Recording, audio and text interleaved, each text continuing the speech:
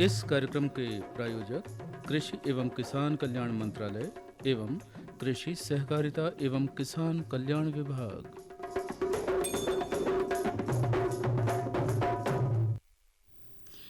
कार्यक्रम किसान वाणी सुन रहे सभी किसान भाइयों और समस्त श्रोताओं और बहनों को स्वाति बहन और रीता बहन की राम राम। स्वागत है आप सभी का आज की चौपाल में। रीता बहन, आपको भी हमारी राम राम। राम राम स्वाति बहन, राम राम। और स्वाति बहन, आज बहुत दिनों बाद अपनी चौपाल में मुलाकात हो रही है, तो भाई आज तो अपन ढेर सारी बातें करेंगे और चौपाल में बढ़िया बढ़िया लोकगीत भजन भी सुनेंगे। सही कहा रीता बहन आपने। वैसे भी बातचीत करने से, गीत संगीत सुनने से मन और सेहत दोनों अच्छी रहती है।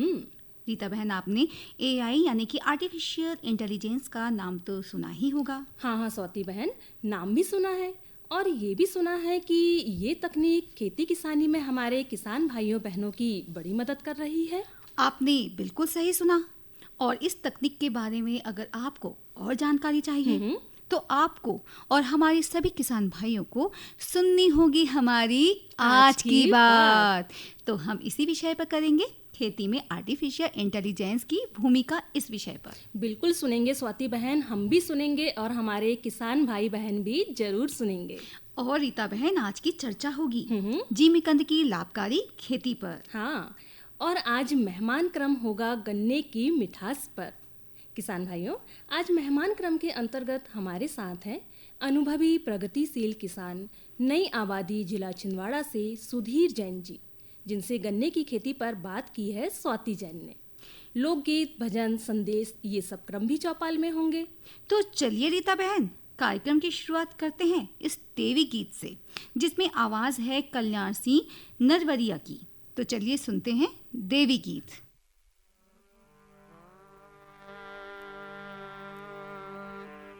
मेला भरे हैं देवी माँ के द्वारे, मेला भरे हैं देवी माँ के द्वारे, चलो दर्शन करे आए हो माय मैया, चलो दर्शन करे आए हो माय।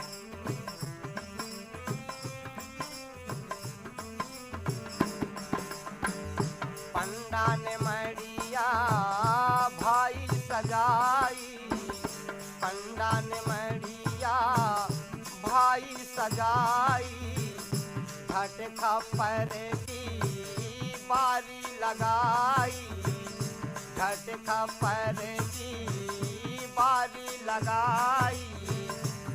हाँ, पूजा 9 दिन होए दिवाले, पूजा 9 दिन होए दिवाले, चलो दर्शन करे आए हो माय मैया, चलो दर्शन करे आए हो माय।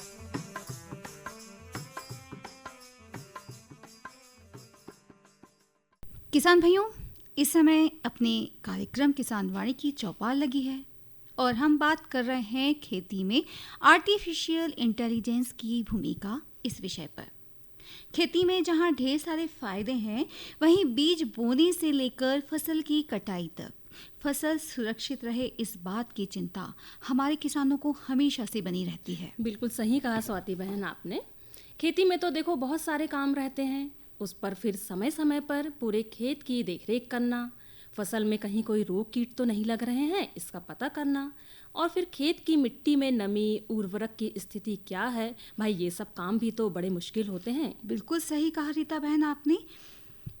रीता बहन, लेकिन अब भारतीय खेती तेजी से डिजिटल तकनीक की ओर बढ़ रही है। पहले किसान भाई बहन मौसम अनुभव और मन से अनुमान लगाकर खेती से जुड़े फैसले ले लेते थे, लेकिन अब यही सब काम AI यानी आर्टिफिशियल इंटेलिजेंस कर रहा है। बिल्कुल, आर्टिफिशियल इंटेलिजेंस, जिसे सरल भाषा में कृत्रिम बुद्धिमत्ता कहते हैं, ये खेती किसानी में एक वरदान साबित हो रही है। पिछले कुछ समय से हमारे कुछ जागरूक किसान भाई AI की मदद से खेती कर रहे हैं, जिससे उन्हें अच्छा लाभ मिल रहा है।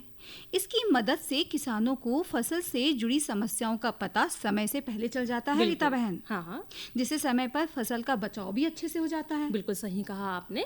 आर्टिफिशियल इंटेलिजेंस खेती से जुड़ी जानकारी, जैसे भूमि में नमी की मात्रा, मौसम से जुड़ी जानकारियाँ, पोषक तत्वों का प्रबंधन, फसल का विकास, इन सब का बढ़िया प्रबंधन करके किसानों को सही और सटीक सलाह देता है।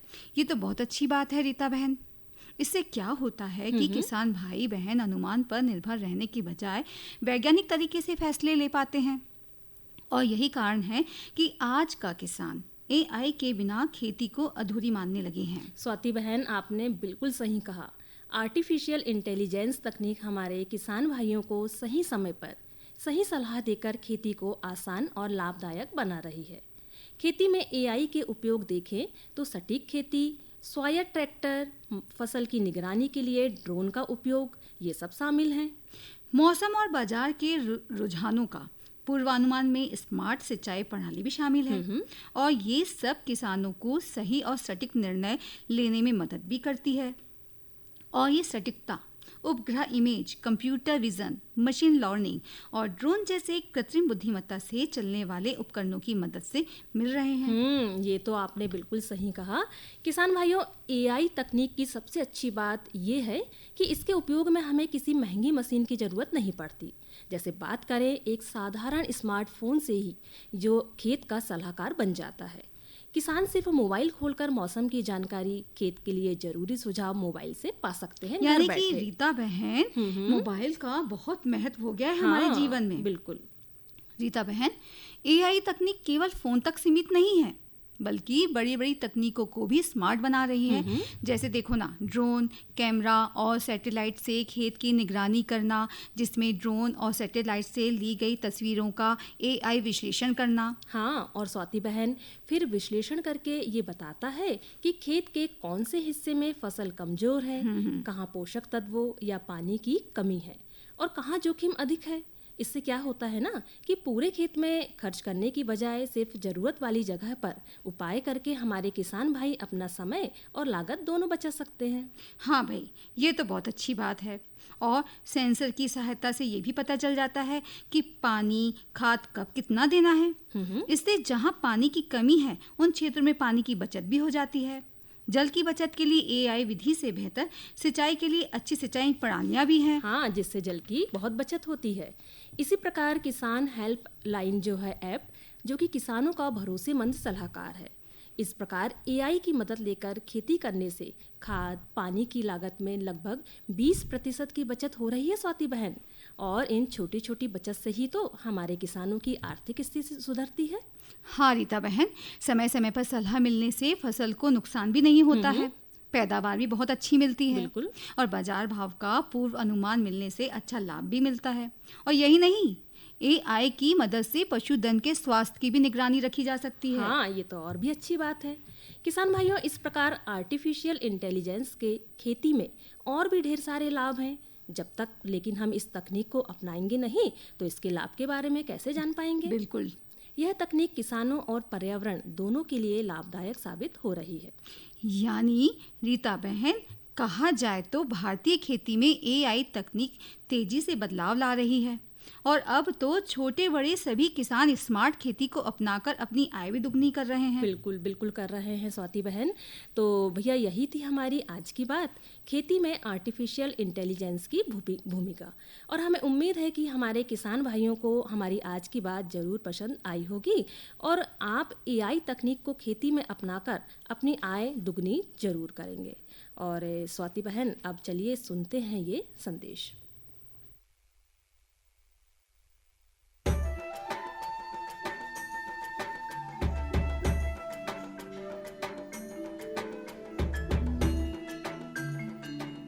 ये जो हरे भरे पेड़ और उन पर लगे गुच्छेदार फल दिखाई दे रहे हैं, ये वास्तव में हमारे किसान भाइयों के आर्थिक और सामाजिक जीवन में सुख समृद्धि के रंग भरने की क्षमता रखते हैं।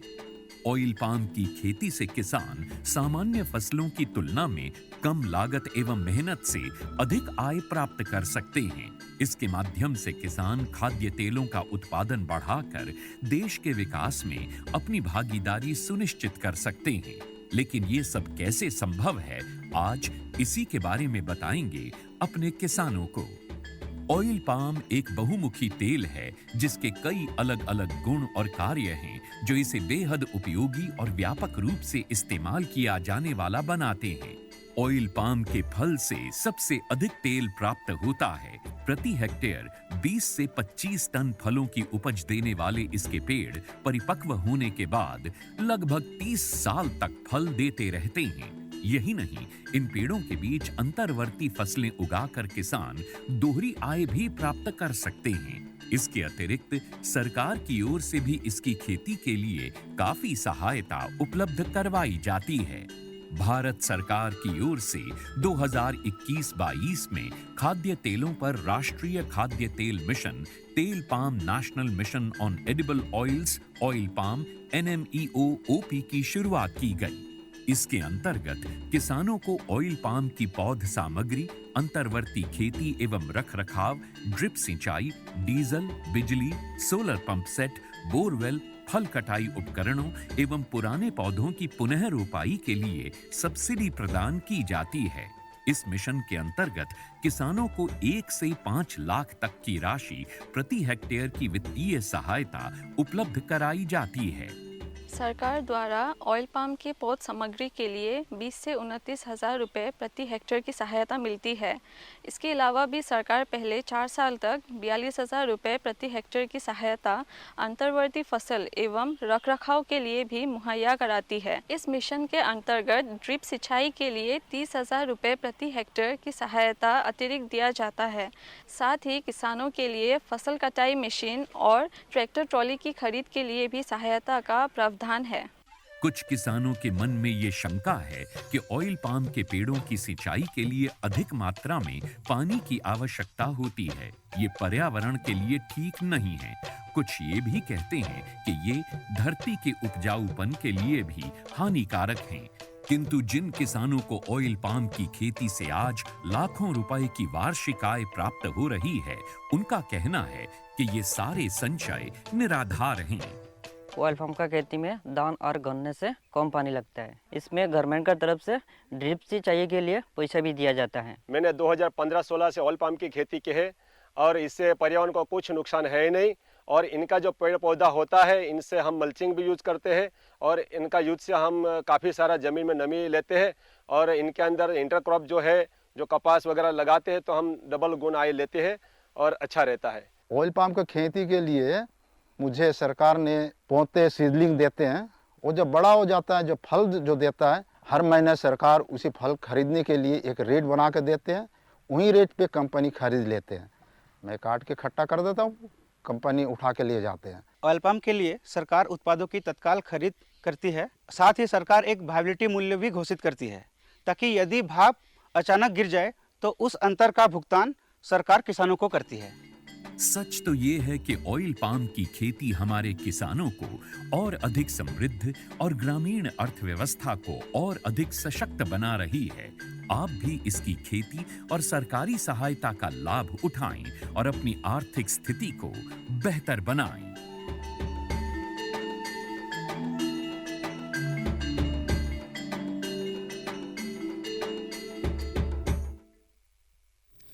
इस महत्वपूर्ण संदेश के बाद किसान भाइयों, कार्यक्रम में अब समय है मेहमान क्रम से जुड़ने का। और आज मेहमान क्रम के अंतर्गत चौपाल में हमारे साथ हैं नई आबादी जिला छिंदवाड़ा के अनुभवी प्रगतिशील किसान सुधीर जैन जी, जिससे गन्ने की खेती पर बात की है स्वाति जैन ने। तो चलिए जुड़ते हैं मेहमान क्रम से। श्रोताओं, आज हमारे साथ हैं मेहमान क्रम में अनुभवी प्रगतिशील कृषक श्री सुधीर जैन, जो नई आबादी जिला छिंदवाड़ा के निवासी हैं और आज हम इनसे गन्ने की खेती पर बातचीत कर रहे हैं। तो भैया, स्वागत है आपका हमारी किसानवाणी की चौपाल में और हमारे सभी किसान भाइयों की ओर से राम राम। सभी किसान भाइयों को मेरी ओर से राम राम। भैया, सबसे पहले तो हम ये जानना चाहेंगे कि इस समय आपकी खेती कहाँ पर है? मेरी खेती ग्राम थुनिया भांड हवाई पट्टी के सामने स्थित है। भैया, आप खेती के काम कितने वर्षों से कर रहे हैं? मैं खेती का काम लगभग 20 वर्षों से कर रहा हूँ। मतलब बहुत अच्छा अनुभव है आपके पास। जैसा कि भैया आज हम आपसे गन्ने की खेती पर चर्चा कर रहे हैं, तो आप कितने वर्षों से गन्ने की खेती कर रहे हैं? मैं गन्ने की खेती लगभग 20 वर्षों से ही कर रहा हूँ। और इस वर्ष आपने कितने एकड़ पर गन्ना बोया है? मेरा इस वर्ष दिसंबर के महीने में मैंने 5 एकड़ में नया गन्ना बोया हुआ है और एवं 5 एकड़ में पुराना गन्ना लगा हुआ है। अच्छा, और अब आप हमें ये बताएं कि बीज बोने का सही समय कौन सा माना जाता है? बीज बोने का सही गन्ना बोने का समय दिसंबर माह से मार्च माह तक बोया जा सकता है। अच्छा, यदि हमारे किसान भाई चाहें तो अभी गन्ने की खेती कर सकते हैं। भैया, बीज बोने का सही तरीका कौन कौन सा होता है और आप कौन सा तरीका अपनाते हैं? बीज बोने का सही तरीका गठान द्वारा एवं पैरी द्वारा बीज बोया जा सकता है। और खेत की तैयारी आप कैसे करते हैं? खेत की तैयारी एक तोता पिलाव मार के, कल्टीवेटर चला के एवं रोटावेटर चला के एवं खाद में 2 ट्राली गोबर खाद, 1 बोरी NPK, 10 किलो सल्फर और 5 किलो जिंक और माइक्रो राजा वगैरह मिला के डाला जाता है। अच्छा, और भैया आप बात आती है बीजों के चयन की, तो बेहतर उत्पादन के लिए आप कौन सी बीजों का उपयोग करते हैं? बीजों के लिए कोयम्बटूर की वैरायटी आती है CO22, CO 092 और भी वैरायटी आती है जो बाजार में मिलती है। अच्छा, और फसल में खाद उर्वरक का उपयोग आप कब कब और कितनी बार करते हैं?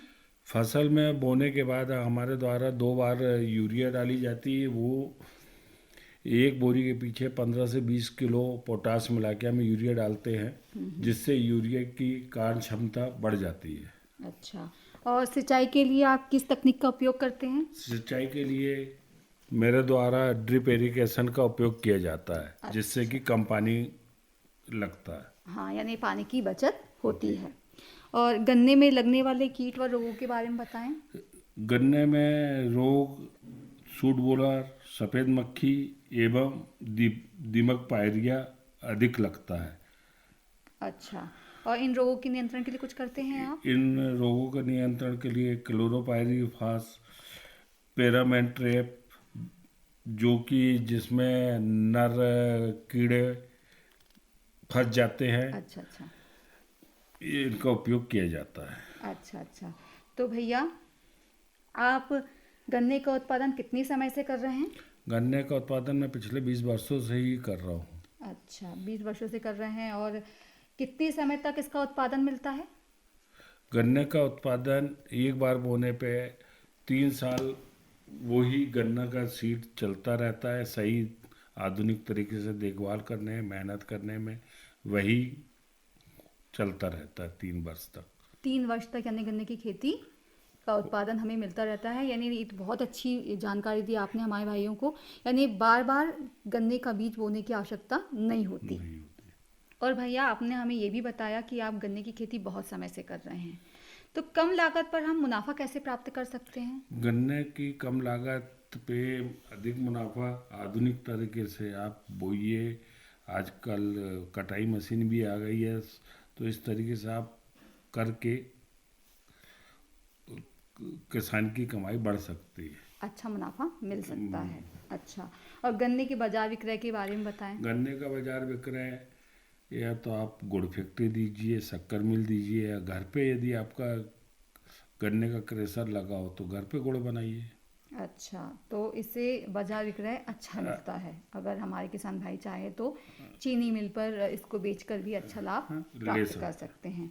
और भैया आजकल आपने देखा कि नए किसानों का रुख जो है वो खेती बाड़ी की तरफ नहीं है, तो आप नए किसानों के लिए क्या संदेश देना चाहेंगे? नए किसानों के लिए मैं ये सहयोग दूंगा। आज के नौजवान खेती से दूर हो रहे हैं, तो मैं ये कहूँगा कि आजकल आधुनिक तरीके से खेती करें। खेती फायदे का सौदा है, घाटे का सौदा नहीं है। अच्छा, तो हमारे किसान भाइयों को खेती करना चाहिए। बहुत अच्छा संदेश दिया आपने हमारे किसान भाइयों को। और एक आखिरी सवाल, क्या आप किसानवाणी कार्यक्रम हमारा सुनते हैं? आपका किसानवाड़ी कार्यक्रम सुनता हूँ, मुझे बहुत अच्छा लगता है। और आज मेरे को आपके इस बीच में बैठने का मौका मिला, मेरे को बहुत अच्छा लगा। तो भैया, आपने अपना कीमती समय निकाल कर बहुत ही अच्छी जानकारी हमारे किसान भाइयों को दी। इसके लिए आपका बहुत बहुत धन्यवाद। नमस्कार। आपको भी बहुत बहुत धन्यवाद और किसानों को राम राम। अब ओके।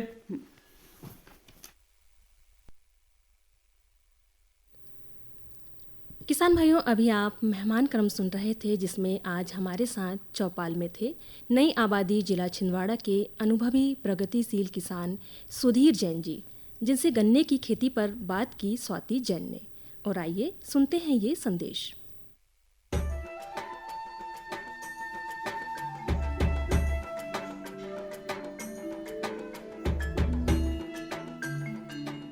मैंने 2015-16 से ऑयल पाम की खेती की है और इससे पर्यावरण को कुछ नुकसान है ही नहीं। और इनका जो पेड़ पौधा होता है, इनसे हम मल्चिंग भी यूज करते हैं और इनका यूज से हम काफ़ी सारा ज़मीन में नमी लेते हैं। और इनके अंदर इंटरक्रॉप जो है, जो कपास वगैरह लगाते हैं, तो हम डबल गुण आय लेते हैं और अच्छा रहता है। ऑयल पाम का खेती में धान और गन्ने से कम पानी लगता है। इसमें गवर्नमेंट का तरफ से ड्रिप सिंचाई के लिए पैसा भी दिया जाता है। ऑयल पाम की खेती के लिए मुझे सरकार ने पौधे सीडलिंग देते हैं। वो जब बड़ा हो जाता है, जो फल जो देता है, हर महीने सरकार उसी फल खरीदने के लिए एक रेट बना के देते हैं। वही रेट पे कंपनी खरीद लेते हैं। मैं काट के इकट्ठा कर देता हूँ, कंपनी उठा के लिए जाते हैं।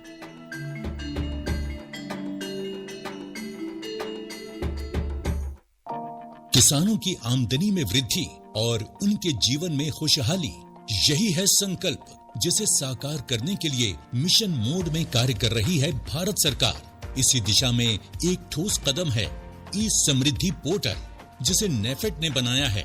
इस पोर्टल का उद्देश्य पंजीकृत किसानों के लिए फसल की खरीद और पैसे के भुगतान की संपूर्ण प्रक्रिया को सरल और पारदर्शी बनाना है। पोर्टल पर पंजीकरण की प्रक्रिया बेहद आसान है। किसान अपने मोबाइल या कंप्यूटर से ई समृद्धि वेबसाइट या ऐप पर जाकर पंजीकरण कर सकते हैं। पैक्स और एफपीओ के माध्यम से भी पंजीकरण किया जा सकता है। ई समृद्धि पोर्टल पर फार्मर रजिस्ट्रेशन पर क्लिक करें और अपने विवरण और आधार नंबर के साथ पोर्टल पर रजिस्टर करें। ये क्यूआर कोड स्कैन करके भी किसान अपना पंजीकरण कर सकते हैं। रजिस्ट्रेशन के उपरांत किसान अपनी उपज को एमएसपी पर नेफेड के माध्यम से बेच सकते हैं और यदि बाजार मूल्य अधिक है तो बाजार में भी बेच सकते हैं। यानी तूर, मसूर और उड़द की एमएसपी पर खरीदी की 100% गारंटी देता है नेफेड। नेफेड द्वारा पैसे का भुगतान नेफेड अकाउंट से सीधा किसान के खाते में किया जाता है। इस प्रक्रिया में नेफेड और किसान के बीच कोई अन्य मध्य एजेंसी नहीं होती है। किसान इस पोर्टल के माध्यम से सरकार द्वारा किसानों के लिए चलाई जा रही कई योजनाओं का लाभ ले सकते हैं। नेफेड से पंजीकृत किसानों को मिलता है फसल के सही दाम पर बिक्री का भरोसा। अगर आप किसान हैं तो आप भी ई समृद्धि पोर्टल का लाभ ले सकते हैं। पंजीकरण कराओ, फसल का उचित मूल्य पाओ। कृपया दिए गए क्यूआर कोड को स्कैन करके पंजीकरण कराएं। स्वाति बहन, हमने आज की बात भी कर लिए और संदेश भी सुन लिए। और देखिए, कार्यक्रम में अब समय है आज की चर्चा करने का। तो चलिए शुरू करते हैं हमारी आज की चर्चा, जिमीकंद की लाभकारी खेती इस विषय पर। भारतीय खेती में कंद वाली फसलों का एक अलग महत्व है, जिसमें अदरक, लहसुन, प्याज, सलजम, चुकंदर, शकरकंद सभी पौष्टिकता से भरपूर होती हैं। इन्हीं कंद वाली फसलों में एक लाभकारी फसल है जिमीकंद, जिसे सूरन, ओल और बालूकंद इन अलग अलग नामों से भी जाना जाता है। सूरन की सब्जी, सूरन का अचार स्वादिष्ट और पौष्टिक दोनों होता है और इसमें औषधीय गुण होने के कारण आयुर्वेद में पेट संबंधी रोगों की दवा बनाने में इसका उपयोग होता है। इन्हीं सब कारणों से अब जिमीकंद की खेती बड़े पैमाने पर की जा रही है। हाँ स्वाति बहन, जिमीकंद की खेती करना बड़ा आसान भी है और भैया बाजार में इसके दाम भी 50 से 60-70 रुपए किलो तक मिल जाते हैं। इसके फल 2 से 2.5 किलो से लेकर 6 से 7 किलो तक के होते हैं और अच्छे पके फलों को हमारे किसान भाई 4 से 5 महीने रखकर अच्छे दाम लेकर बेच सकते हैं। तो रीता बहन, इतनी लाभदायक फसल यानी कि जिमीकंद सूरन की खेती कैसे होती है? चलिए इसके बारे में सभी किसान भाई और बहनों को आज हम बताते हैं। बिल्कुल। किसान भाइयों, अच्छा उत्पादन लेने के लिए हमें इसकी बुआई यानी कंद को फरवरी के आखिरी सप्ताह से लेकर 15 मार्च तक लगा देना चाहिए। खेत की तैयारी में पहली जुताई मिट्टी पलटने वाले हल से और फिर 2 से 3 बार की जुताई देसी हल से करना चाहिए। और अंतिम जुताई के समय 20 से 25 टन गोबर की खाद भूमि में मिला देना चाहिए। दूसरी उर्वरकों में जैसे कि नाइट्रोजन, पोटाश, फास्फोरस, इनकी मात्रा भूमि की जरूरत और मिट्टी परीक्षण के हिसाब से देना बहुत अच्छा होता है रीता बहन। हाँ, और हम तो हमेशा कहते ही हैं किसानों से कि मिट्टी परीक्षण करवाएं। बिल्कुल। किसान भाइयों, इसके बाद भूमि को समतल करके बढ़िया क्यारियां बना लें और क्यारी से क्यारी की दूरी लगभग 3 से 4 फीट और पौधे से पौधे की दूरी लगभग 2 से 2.5 फीट रखें, जिससे पौधे और कंद दोनों को फैलने की बढ़िया जगह मिले। रीता बहन, अब जिमी कंद की कुछ अच्छी किस्मों के नाम भी बता देते हैं हम अपने किसान भाइयों को। भैया, 17 गांची, गजेंद्र और कोवयूर ये जिमी कंद की सबसे लोकप्रिय किस्में हैं, जिसे आप अपने क्षेत्र की जलवायु के हिसाब से लगा सकते हैं। स्वाति बहन, बीज के रूप में तो इसके कंद को ही लगाते हैं हम, जैसे आलू के कंद को लगाते हैं। तो वैसे ही किसान भाइयों, जिमी कंद के छोटे कंद जिसमें कलिका आई हो, उन्हें भूमि में सीधा ऊपर की ओर रखकर मिट्टी से दबा दें। छोटे कंद ना हो तो भैया बड़े कंद को भी हम 250 से 500 ग्राम इतने बड़े टुकड़े में काटकर लगा सकते हैं। और हम यही कहेंगे स्वाति बहन कि टुकड़े वाले कंद ना लगाकर अगर जो पूर्ण कंद रहते हैं उन्हें लगाएं हमारे किसान भाई उपचारित करके, तो उससे उन्हें अच्छा लाभ मिलता है और अंकुरण भी अच्छा होता है। बहुत अच्छी बात कही है रीता बहन आपने हमारे किसान भाइयों को। लेकिन किसान भाइयों, ये ध्यान रखें कि हर टुकड़े में अंकुरण के लिए कम से कम 1 कलिंका जरूर हो। कंद लगाते समय मिट्टी में नमी ना हो, इस बात का ध्यान रखें। तुरंत बाद एक हल्की सिंचाई जरूर कर लें। इस प्रकार कंद लगाने के 20 से 25 दिन बाद अंकुरण शुरू हो जाता है। और समय समय पर खरपतवार हटाकर कंद पर मिट्टी चढ़ाते रहें और खेत में जलभराव ना होने दें। भैया, जैसा कि ये फसल मुनाफा तो अच्छा देती है, लेकिन इसे तैयार होने में लगभग 6 से 7 महीने का समय तो लग ही जाता है। तो इसे हम आम या लीची के बागों के साथ भी लगा सकते हैं, या फिर भैया इसके साथ मूंग, करेला, ककड़ी, भिंडी जैसी दूसरी अंतर्वर्ती फसल लगाकर हम दोहरा लाभ भी कमा सकते हैं। इस प्रकार जब पौधे की पत्तियां पीली हो जाती हैं या गिरने लगती हैं, तब इसके कंद को खोद कर निकाल देना चाहिए। स्वाति बहन, अगर किसान भाई जल्दी भी कंद निकालना चाहते हैं तो निकाल सकते हैं, लेकिन क्या होता है ना कि ये कंद छोटे होते हैं और इन्हें हम ज़्यादा समय तक नहीं रख सकते। हाँ, क्योंकि ये खराब होने लगते हैं। ये तो सही कहा आपने रीता बहन। इस प्रकार कंद खोद कर, धोकर, थोड़ा सुखाकर छोटे बड़े कंद अलग अलग करके छोटे कंद बीज के लिए रख सकते हैं हम। और बड़े कंद का तो बाजार भाव भी बहुत अच्छा मिलता है बहन, इनकी मांग भी ज़्यादा होती है बाजार में। बढ़िया। तो भैया, आप भी इस लाभकारी खेती को करके लाभ जरूर लें। और भैया देते हैं विराम हमारी आज की चर्चा को, जो हमने की जिमी कंद की लाभकारी खेती इस विषय पर। और रीता बहन, जैसा कि शिवरात्रि का समय चल रहा है, यानी कि शिवरात्रि का त्योहार आने वाला है, और सभी तरह देखें आपने सभी जगह पर शिवरात्रि की तैयारी भी हमारे किसान भाइयों और सभी लोगों ने शुरू भी कर दी है। तो चलिए ना, इसी अवसर पर हम सभी किसान भाइयों और बहनों और समस्त श्रोताओं को सुनवाते हैं शिव जी का लोक भजन, और इसमें आवाज है धूमन प्रसाद कुशवाहा और सभी साथियों की। किसान भाइयों और समस्त श्रोताओं, इस गीत की अंतिम प्रस्तुति के साथ अब समय हो चुका है आपसे विदा लेने का। तो मैं स्वाति जैन, मैं रीता नामदेव कहते हैं आपसे राम राम, जय जवान, जय किसान।